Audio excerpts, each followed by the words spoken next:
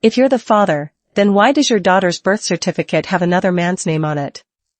The man standing at our front door asked that question so calmly that, for a few seconds, nobody moved. My husband, Ethan, went completely pale. My mother-in-law stopped breathing. And I just stood there holding my 6-month-old daughter, wondering how one sentence could turn my entire marriage upside down. But let me take you back to the beginning. My name is Claire Bennett. I'm 32 years old, and until 6 months ago, I thought I knew exactly what my life looked like. I lived in a quiet neighborhood outside Charlotte, North Carolina, with my husband Ethan and our baby girl, Lily. I worked remotely as a project coordinator for a medical supply company. Ethan owned a small construction business. We weren't rich, but we had a comfortable home, 2 cars, a little savings account, and a beautiful baby girl we'd waited years to have. Lily was 6 months old. She had huge blue-gray eyes, soft brown hair, and this tiny habit of grabbing my finger whenever she was nervous. She was my entire world. And Ethan had always said she was his, too. At least, that's what I believed. Until one Tuesday evening. I had just finished feeding Lily when Ethan walked into the nursery. He wasn't smiling. He didn't even look at the baby. He looked at me. "Claire," he said, "we need to talk." Something in his voice made my stomach tighten. I put Lily against my shoulder and asked, "What happened?" Ethan pulled an envelope from behind his back. "She's not my child." I stared at him. "What?" He placed a DNA test on the changing table. I had a test done. I looked at the paper. The words blurred for a second. "Excluded," I whispered. Then Ethan said the sentence that broke something inside me. "Lily isn't my daughter." I actually laughed. Not because it was funny. Because my brain couldn't understand what I was hearing. "Ethan, I haven't been with anyone else." "I don't care what you say. You know exactly when Lily was conceived." "I know what you want me to believe." My hand started shaking. "Who gave you this?" He didn't answer. Then someone knocked on our front door. 3 slow knocks. Ethan looked toward the hallway. And for the first time I noticed something strange. He looked scared. Not angry. Not heartbroken. Scared. I carried Lily downstairs. Ethan followed me. When I opened the door, a man I'd never seen before stood on our porch. He was probably in his late 50s, wearing a dark jacket and holding a brown leather folder. He looked at Ethan. Then at me. Then at Lily. "Claire Bennett?" "Yes. My name is Robert Hayes." Ethan stepped forward. "You need to leave." Robert didn't even look at him. Instead, he asked me one question. "Claire, did your husband tell you that Lily's biological father was already dead?" I froze. Ethan whispered, "Robert, don't." And suddenly, I knew. This wasn't about a DNA test. It was about a secret my husband had been hiding long before Lily was born. Robert opened the folder.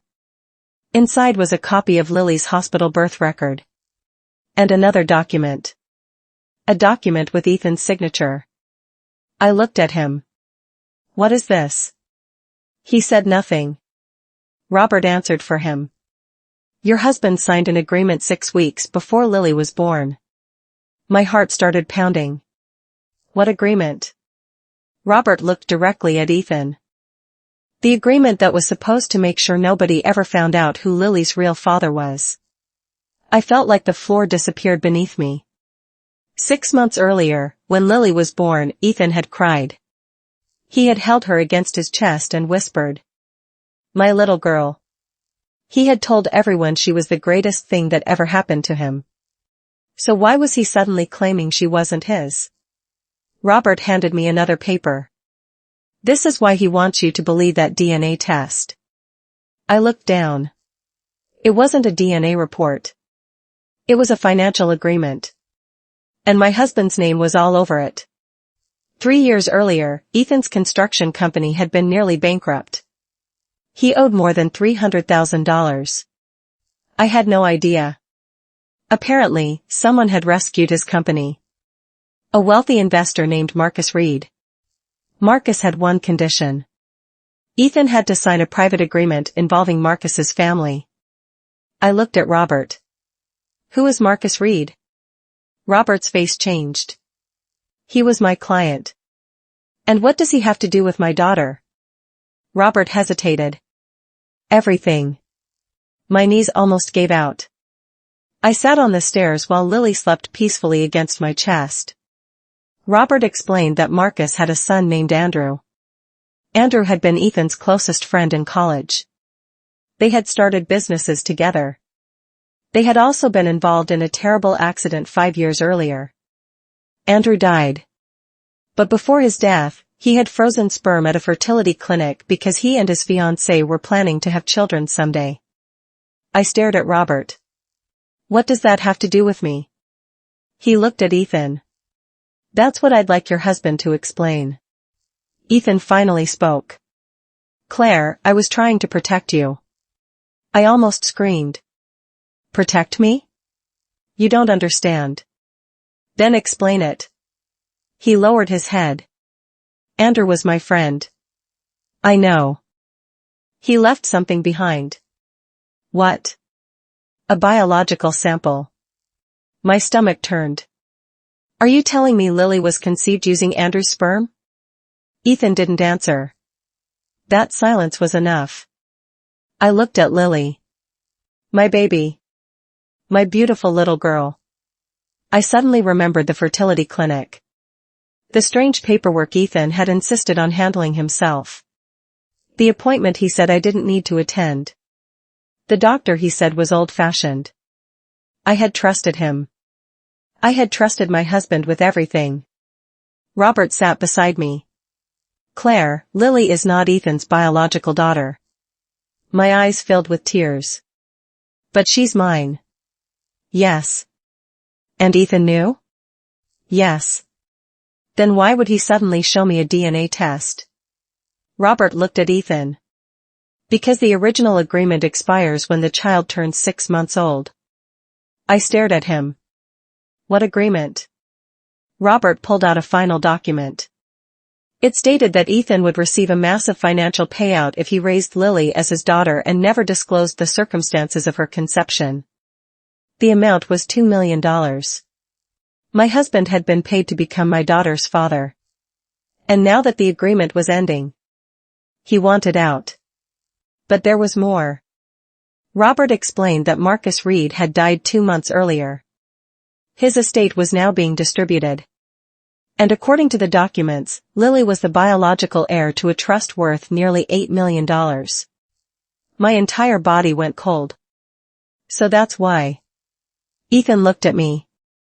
Claire, I never wanted the money. I laughed through my tears. You accepted $2 million. That was different. You lied to me for 6 months. I was scared. You planned to abandon your own daughter. She isn't my daughter. I looked at him. No. I shook my head. You're right. Ethan looked surprised. I continued. She isn't your biological daughter. I pulled Lily closer. But you knew that before she was born. He didn't speak. And you still held her. Silence. You still called her your daughter. Silence. You still told me you loved her. His eyes filled with tears. I did love her. No. I stood up. You loved what she represented. That's when Robert handed me another envelope. There's something else you need to know. Inside was a letter from Marcus Reed. It had been written before his death. It was addressed to me. Claire. If you're reading this, Ethan has probably already told you the truth, or tried to tell you a version of it. I stopped reading. My hands were shaking. The letter continued. Andrew wanted a child someday. He never got that chance. But when you married Ethan, Andrew's frozen genetic material was still preserved. Ethan approached me years ago. He said he wanted to help you have a baby. I agreed. But Ethan never told you the whole arrangement.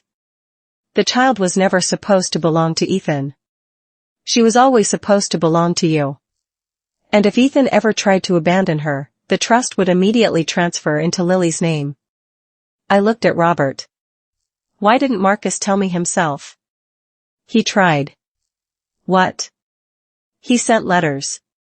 Robert pulled out 3 envelopes. All addressed to me. None had been opened. Ethan intercepted them. I looked at my husband. He didn't deny it. That was the moment something inside me broke.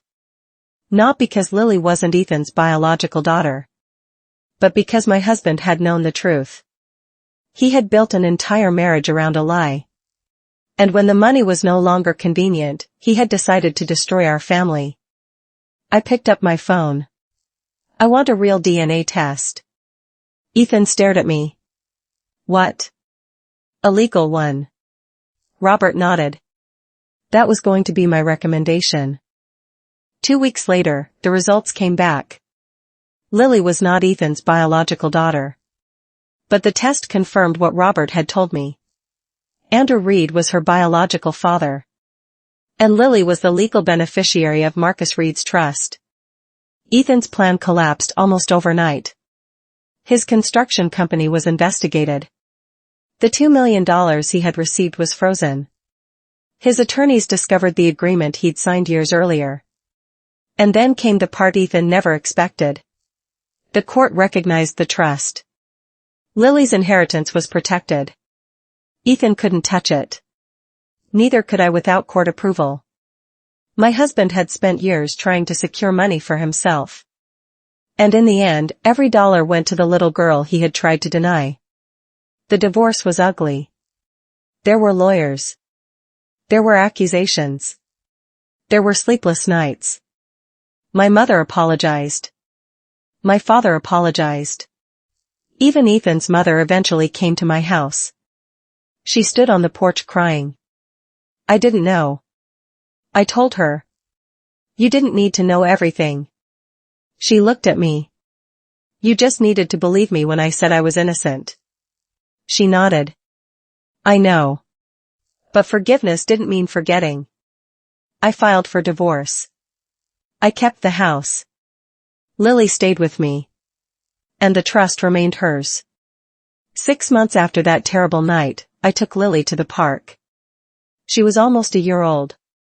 She was sitting on the grass, laughing at a squirrel like it was the funniest thing she'd ever seen. I watched her and realized something. For months, I'd been asking myself the wrong question. I kept asking. Why wasn't Ethan her father? But that wasn't the question that mattered. The real question was, who chose to be her father when the truth became inconvenient? And Ethan had answered that himself. He walked away. I didn't. I never would. Because Lily didn't choose how she came into this world. She didn't choose the secrets. She didn't choose the money. She didn't choose the lies. But she deserved someone who would choose her. Every single day. And I did. Then, one afternoon, I received one final envelope. No return address. Inside was a photograph of Andrew Reed holding a newborn baby from years earlier.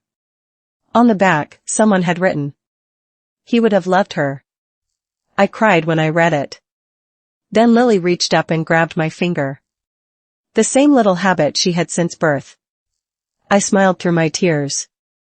Because for the first time I wasn't looking at my daughter and seeing the secrets surrounding her. I was just seeing Lily. My daughter. My miracle. My family. And I finally understood something.